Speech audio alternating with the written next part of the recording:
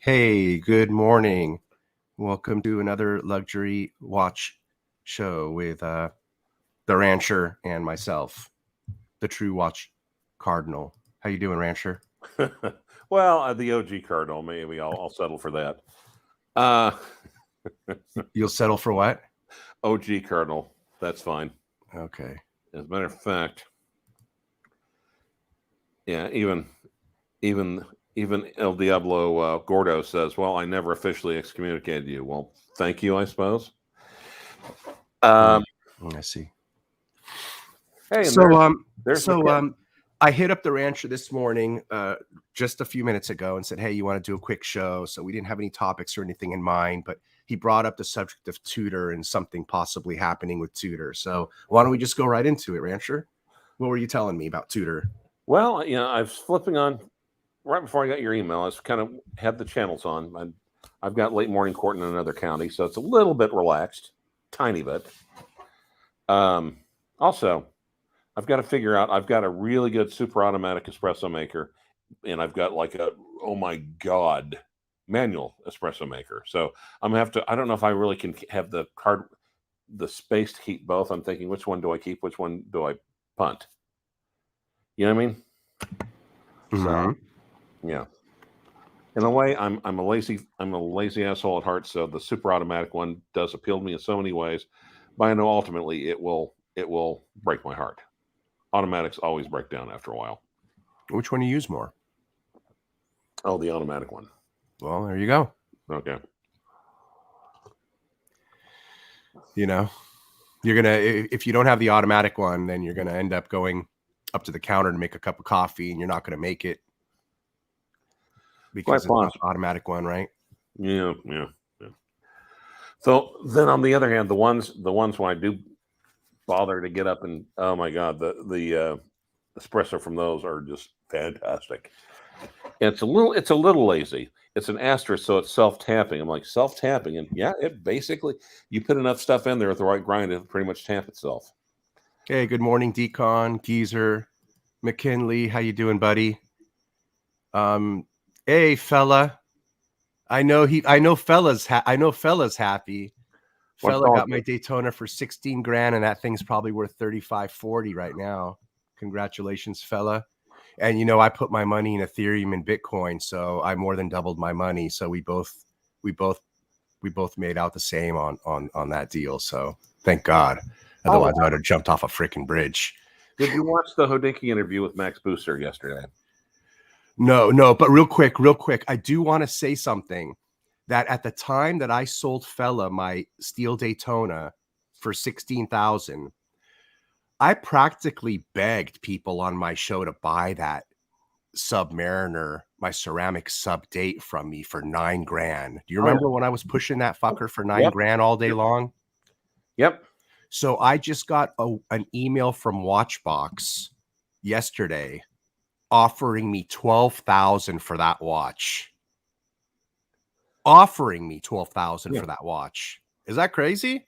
That's insane. But then again, if your auntie had balls, she'd be your uncle. That went over my fucking head, man. Her balls? Okay. Those balls. I'm not doing what you're talking about. Too early for you. I forget it's like 5 a.m. over there. You piece of crazy Mexicans. No. I hope fella kept that watch. Like anyone knew Rolex was going to do that.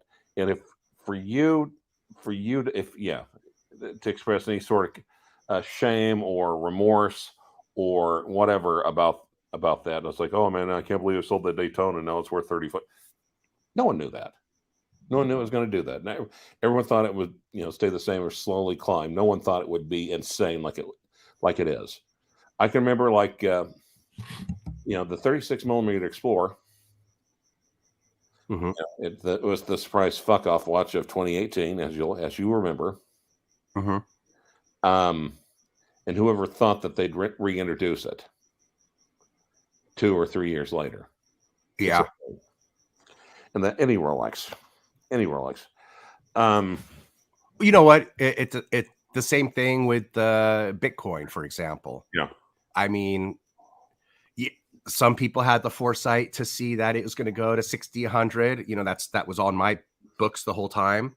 And I guess there's other people who have watch foresight too, who saw these going that way too. I mean, there's going to be skeptics in every industry or every asset class, right? Yeah. So right place at the right time, I guess. You got to, that's why it's good to be diversified and have a little bit of everything, I guess. Right. But I suppose that if you amassed somewhat of a decent Rolex collection before all of this crazy hype, then you'd be sitting pretty. Yeah. I mean, that's what you've done. I've done the same thing. I got everything I needed just in the nick of time, man. And I don't think I can get any more now. No, I'm out of the VIP. Apparently, I'm not a VIP anymore. Right. My Daytona was the last watch they gave me. Thank God. And you know what? I think that watch was given to me out of spite. Could be. The more I think about it and the more I reflect back on that moment, it was a real cute Asian girl. Yeah. And she was never my rep. She was never my rep. She called me out of the frickin' blue. Okay. And I've got to ask, did she have big titties? Man, I don't remember. What? I'm sorry to really go ahead. I'm sorry to really burst your bubble, but I only remember her face. Fuck. Sorry, man. I only remember her face. Finish your story before you completely lose my interest now. Okay. So, after I got the watch from her, I gave her a little bit of a tip, whatever. But you know what? After I got the watch from her and I phoned the place back and she wasn't working there anymore. Huh. So I'm just thinking she got she was there. The watch came in. Maybe she wanted to piss somebody off and she sold it before their other rep came in that day. And she just wanted to, do you know what I mean? Something like this. Because why did I get it? I never talked to her ever in my life. Unless she was the only person there, or it could have been the right time, right place, right time, or maybe she's like, Chris has promised this. Chris has fucked me over so many times. Yeah. Chris has promised this to his biggest whale. Fuck Chris. Exactly. That's what I really think happened. Fuck you, I really do. Why? Fuck you, GI. Okay. Well, okay. Nice. Maybe that's why she wasn't working there the next couple of weeks after I called, because of what she did with that Daytona. Or maybe that was her as giving everyone the finger. Maybe she quit the same day. Yes, exactly. One or the other. I think I nailed it on that one pretty much. Yeah, nice. I think so. Okay. What's up with the tutor? Tell us. Well, let's go back. I thought there was Hodinkee for once did a great interview with Max Booster. And Max Booster, love him or hate him, I think he's left his stamp upon the industry. Please tell us who Max Booster is. For the 7 people watching, myself, please. 8 people. Have you ever heard of MB&F? Yes. That's MB. Is Max Booster the guy that went to is he the guy that went to what's that? Harry Winston. Yes. And made that whole line for Harry Winston that I love? Yep. There you go. All right. So now you guys know who Max Booster is, right? Okay. Who's the F in that? Friends. Max Booster and Friends. Oh, man, that's such a cop-out. I'm glad you mentioned that. What a lot of people don't realize, a lot of super collectors are coming all over, literally, MB&F. Uh-huh. But what they don't realize that Harry Winston's. He ran Harry Winston before Swatch took it over, but he was doing the same thing over there. So a lot of those earlier Harry Winstons were in fact, MB&F Adavi. So I see. What did you get out of the boutique, fella? What'd you get? No, my Havana. So I called FP Journe. I emailed FP Journe a few days ago. After like I said, I more than doubled. Huh? He's a lucky fella, isn't he? I more than doubled up on that account that I had the Daytona in and stuff. So I actually sold off 1/3 of the account, and I secured 40 grand into cash and left it there. And then I emailed FP Journe and said, "Where's my Havana? I'm ready to buy that motherfucker." And he said, "You know what? We're still allocating watches from the prior year." He said, "I'm sorry, but your watch isn't getting allocated until next year." Well, it sounds like fella's AD loves him a little bit more than yours loves you. Oh, you got yours? Yeah. You little fucker. That's what I'm saying, man. He's a lucky fella. Also, I love bad puns. But so and a lot of people don't realize this. The reason why I love my Harry Winston, the one I have, it was one of Max Booster's first watches with MB&F. I mean, with Harry Winston. It was like the prototype MB&F. And what they didn't realize is that Max Booster, see, watches like, no, he's a freaking engineer, basically. But gets along with people, and a lot of, some of these high-end watch people are very collaborative. It's like, want to try something that's different. So mine, Jacques did the movement before he went to prison, and then Agenhor did the module for it, the retrograde module. So that's, I think getting, so, at the time, literally, I got like a early prototype MB&F for like 10 or 11. I don't think you can argue that. No, I like MB&F. Yeah, hold on, let me see. Which one did you get, fella? Anyway, there's my Harry Winston in white gold. Oh, you have that? Yeah. Man, that's the one that I like. Yep. Yeah, I almost got one very, very similar to that. It's hard to find ones with exact dials. They're all so different a little bit. Yep. Exactly. But that's the one that I like. Nice pickup. Thanks. And a lot of people, and you know what everyone was saying at the time? Saying what?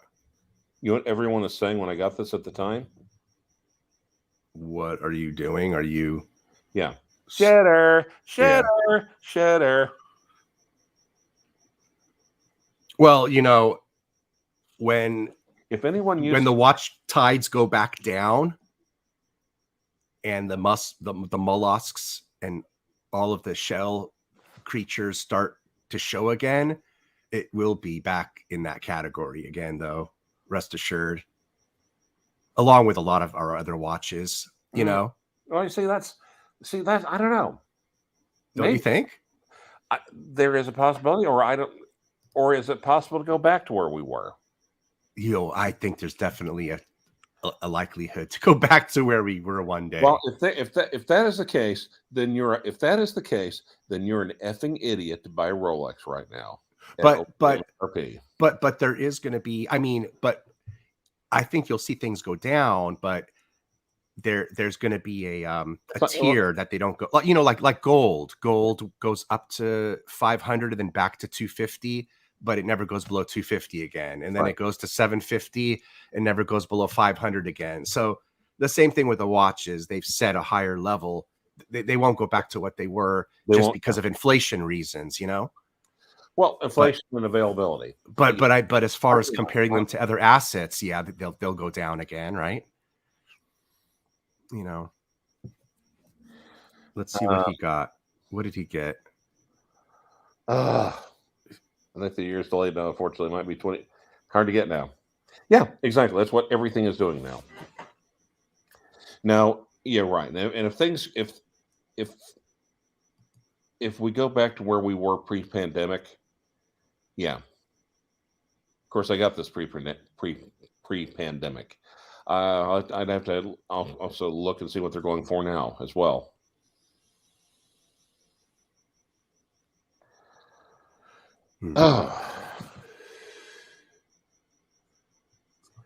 Also, William Rizzo, I noticed that you used weight as in weight on a scale. That was for Invicta. That was cute. That was, yes. That was that was almost a double pun. Not to be confused with the devil's pun. But yeah. I don't think you'll ever see them going for 5,000 unless you have an idiot seller. Yeah. No, as for Tudor, okay. Because we got like 11 minutes left. I noticed ID Guy said something, did a video. I didn't watch it because goddamn his videos are long.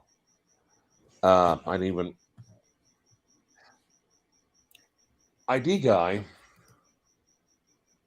did something that they're talking about a possibility of I don't know if he said, I don't even know the possibility. I think they're talking about like a Tudor snowflake.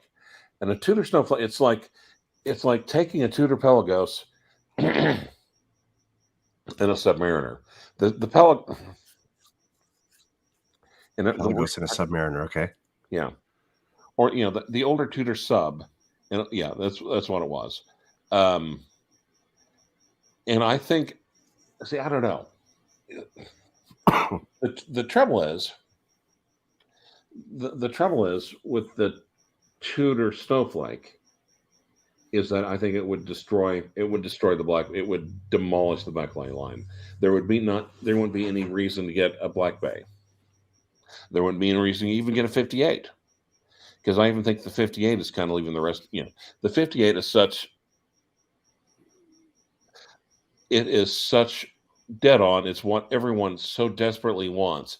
I don't think they sell another watch other than that.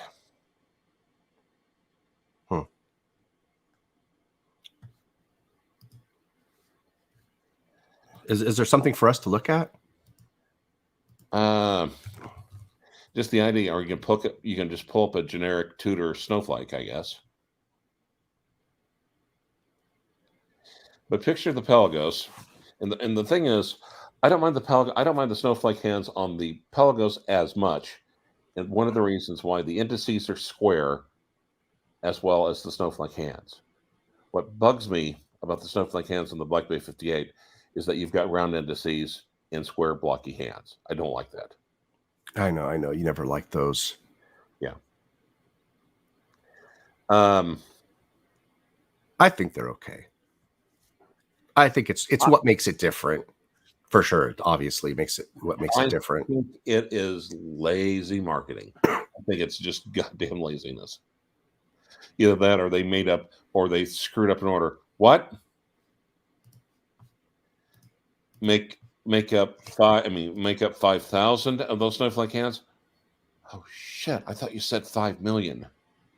Look, they've got your reedition up here, your Breitling 806 for 8,000. Nice, pre-owned.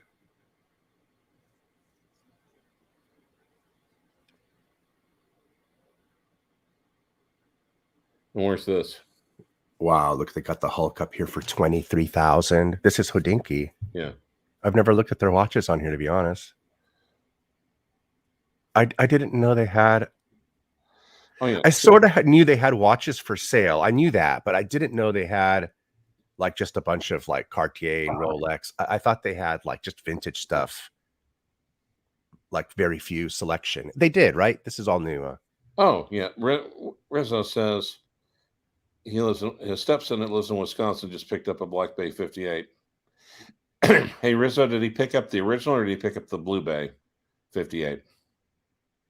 You know, I know I talk a little bit of smack on Grand Seiko, but I'm open-minded. This is a pretty cool one right here. If I was gonna like one, I'd say this one's kind of cool.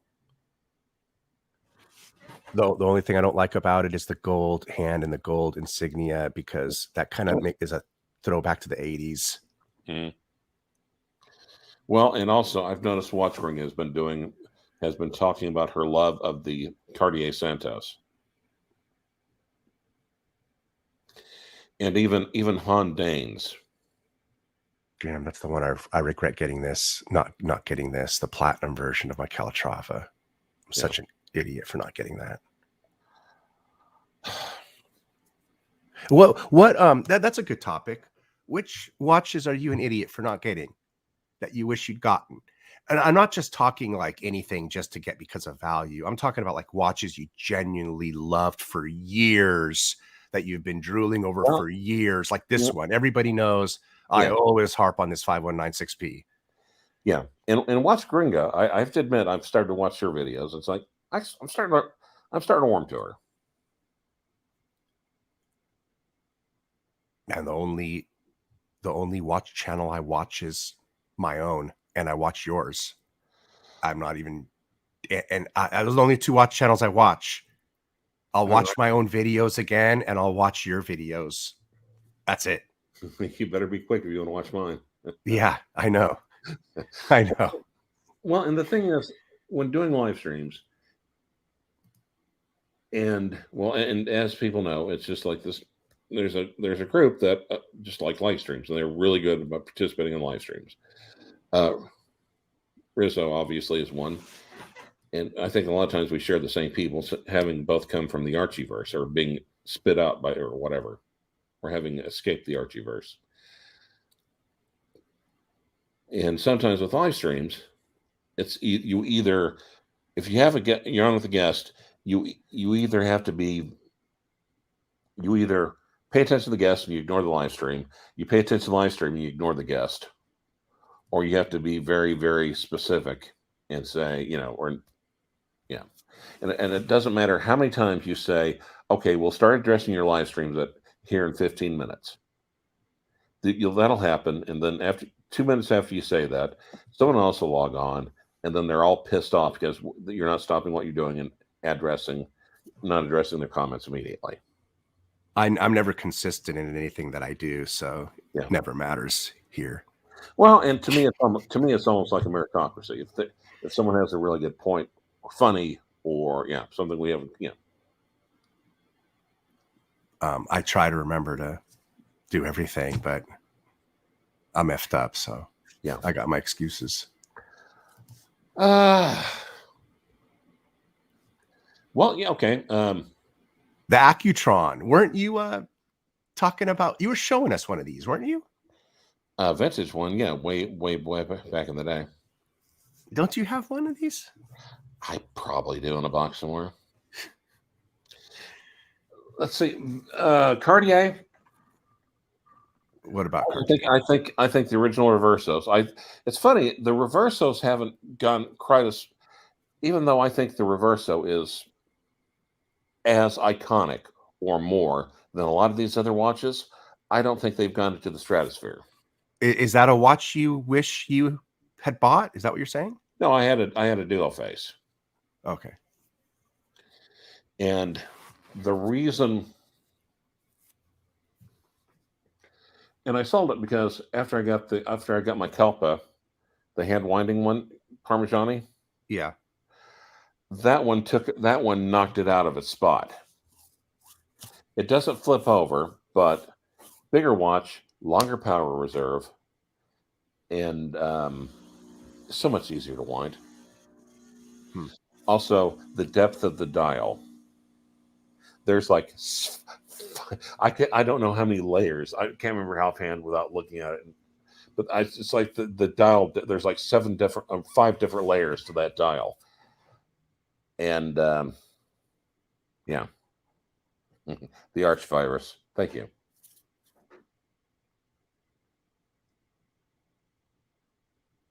So, did Fella, you mention a watch that you wish you had bought? probably Cartier Santos. Okay, that's interesting pick. I bet nobody would have guessed that. But did the value of that watch go up to where now you don't want to spend the money on it? The door. No, well, that's not what you're saying. Is a watch I wish I'd picked up, or a watch, or basically I've been locked out of, or more or less. Yeah, that's kind of what I All right. meant. All right. Well, all right. Because the Cardi Santos, I don't think you got locked out of that. No, and that's one of the things. I can't believe it's not. And also okay. Here's a tutor, by the way, up on the screen for us. Yeah, I'm not a fan of that big blocky hand either. I'm with you on that. I don't hate it, but I don't particularly like it. Now, on the other hand, now if they took that and they changed those round indices to all little blocky squares to where they would match up correctly, that's essentially what a snowflake is. And if they did that, Jesus Christ, they kept Superstar. Jump back, Loretta. There'd be no going back. Kept the elongated ones at 3, 6, and 9. Even and just changed all those little dots. I bet you if they changed all those little dots, they'd probably change the hand, and then you'd be like, "What? Yep. Why'd you do that?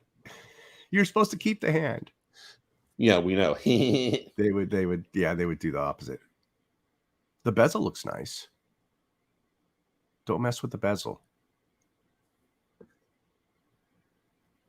I mean, looking at this watch though, for $3,800, you gotta really know you're looking at a Rolex. For $3,800, let's be real. You're getting Rolex material here. It's not a bad deal. You're getting Rolex Light. Man, it's not a bad deal. No, that's as close to a Rolex bezel as you're going to get. Well, a vintage one, yeah, it's not even ceramic. So some people are just like, I'm going to have ceramic, and it's just like, eh. But it's also at 41. Well, here's the funny part. Remember, 41 was considered just a little bit too big. I guess. You don't remember that? I don't know. And then one of the reasons why everyone loved the Black Bay 58 because it was like 39 because they shrunk it down 2 millimeters.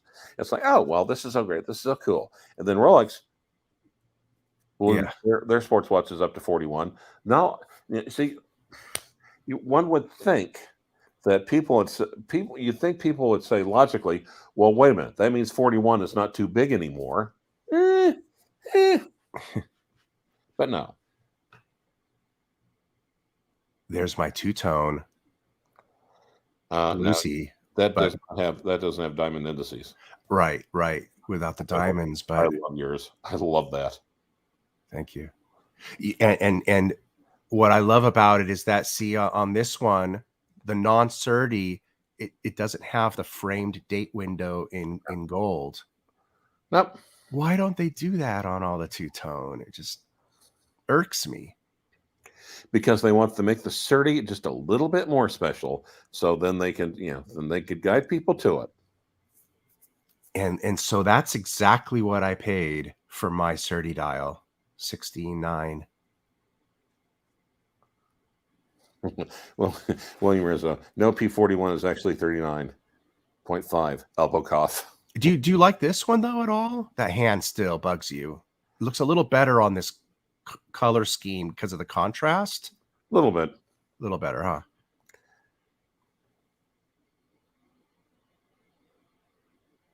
But I agree that hour hand, it's a little too busy.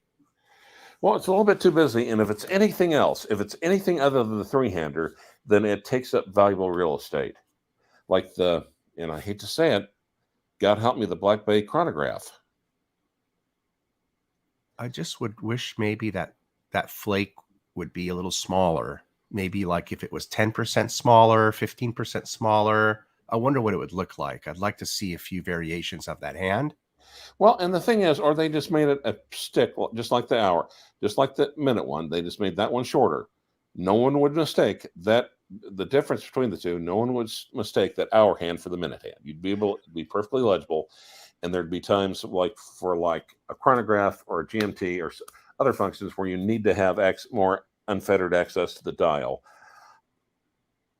You know what? I'm 100% in agreement with you on that statement. If that hour hand was exactly how it was and just straight and a perfect block rectangle, just like the watch next to it. Because it not even a point. I like how it's a block at the end. Leave it blocked like that at the end. Yeah. And then if you stand back and look at the snowflake second hand with the perfect, that's a nice touch on the second hand. Then it really all fits together. It really all looks really nice. Yep.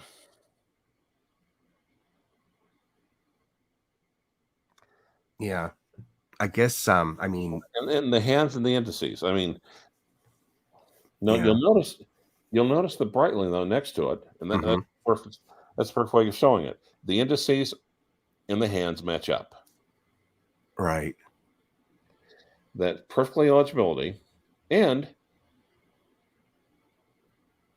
the fatter or the wider those hands are, the more they will do to block off the rest of the dial.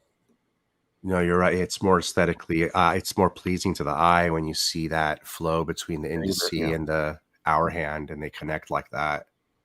You really could see it on that Breitling, even on the Rolex to the right. Yep. Like even the date. Yeah. Like you take that. If there was a date on that Black Bay, that hour hand would block it off for almost an hour.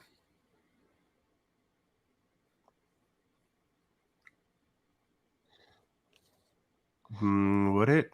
Yeah. It would be short. It would stop right about here. Yeah, I guess it could. Depends on how far that. Yeah. It would cover first part of the number, I guess. Yeah.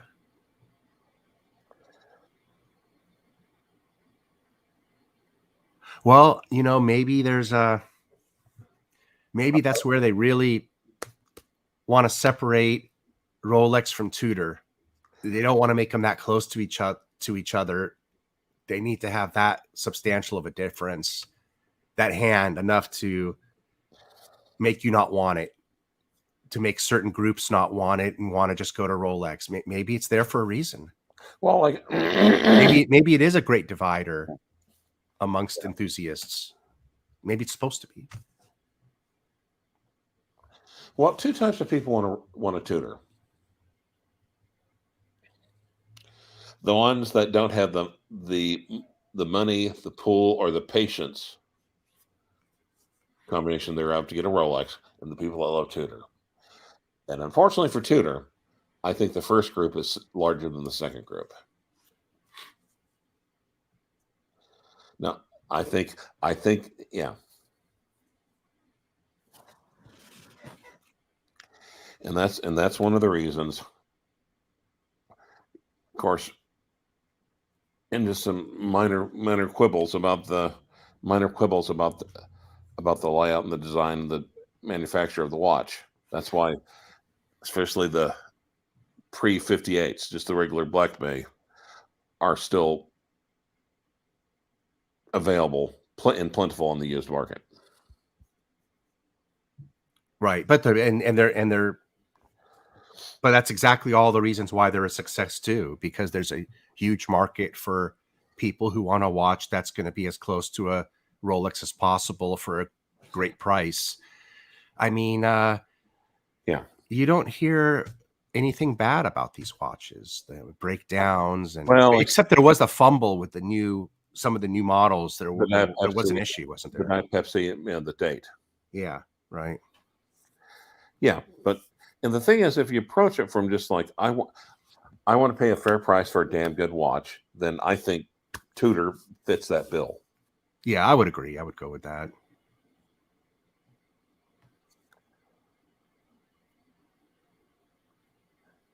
That would have been a better choice for me, as opposed to spending the $2,800 I did on my ball watch, for example. That was $77.50. Well, it's $77.50. It's a chronograph. So basically, what you did is you got a chronograph when you found out later that you either didn't like the stone of the chronograph or you didn't want a chronograph.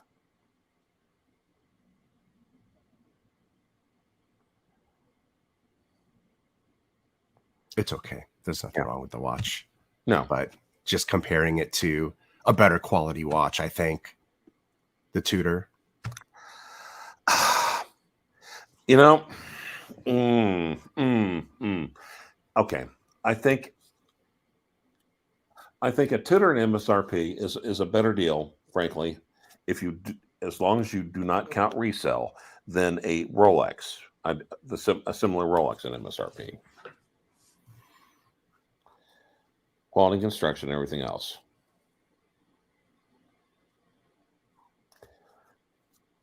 Whoever thought these Explorers would be the price of a Submariner?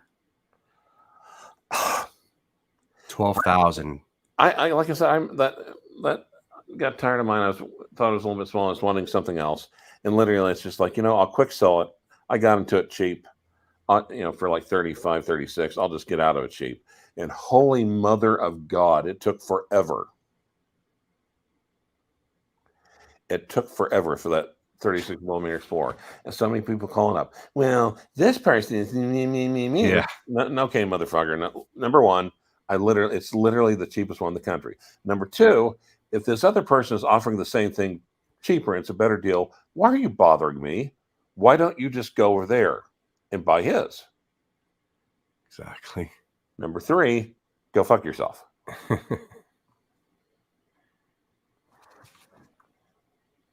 And you basically, so even if you put, I'm not a motivated seller, this price is firm. Yeah. If you want, yeah.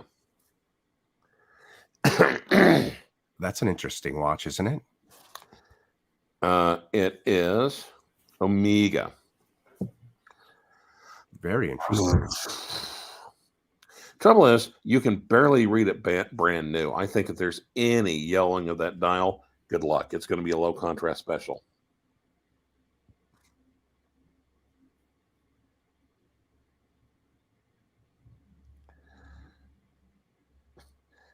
Rich wants a flick instead of a flake. Okay. Okay, and that's something. Why the hell are you watching us?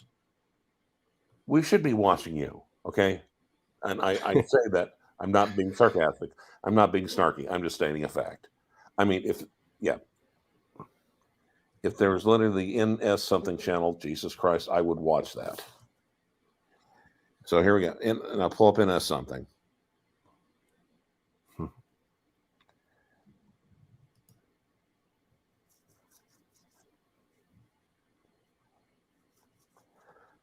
Hey.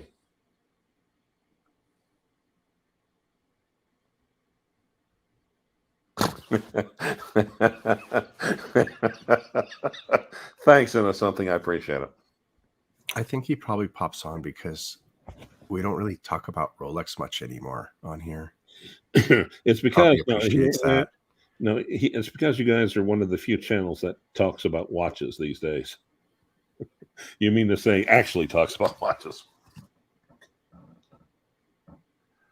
Well, okay. Now, Rich Buddy, what's your favorite type of Louis Vuitton briefcase? None. It has to be hard-sided. It can't be. When I had a briefcase, it was just burgundy. And when there was one of them hard cases, it wasn't any particular expensive brand. My go-to is just a Coach soft bag, quite frankly. See, it's like, you don't have any designer briefcase for work, do you? It's just some standard case. I'm guessing, right? Yeah, well, it's a Coach bag. Okay, yeah, exactly. You're just like me. I never went and got anything fancy when I was carrying files. I just got the best thing I could at Office Depot, and that was fine for me. Well, you know. Sorry, literally with Coach.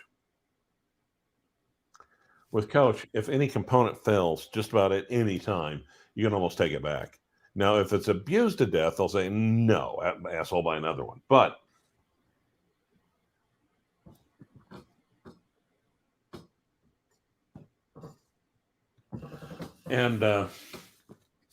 actually, Garbage Fire used to get her Coach purses. At one point,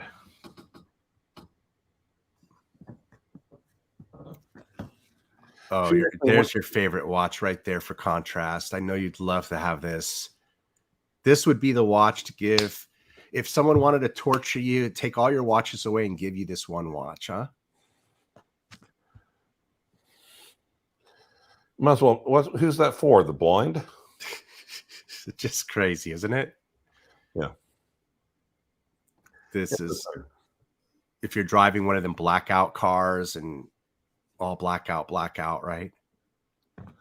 Insane. Just in.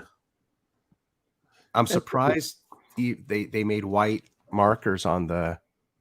Did they make white markers on the indices? No, they didn't. No. That's just a reflection. Pretty interesting, though, isn't it? Now, who's that? Is that one of those special? Oh, God. Omega.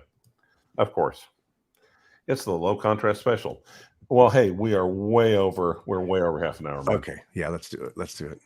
All right. Nice chatting with you. Good little watch chat. Thank you for coming on. Appreciate you. Thanks for having me. It's nice to have a little sanity in the morning. Yeah. Thanks for you guys joining and watching and participating in the discussion. And we will talk to you guys next morning. All right.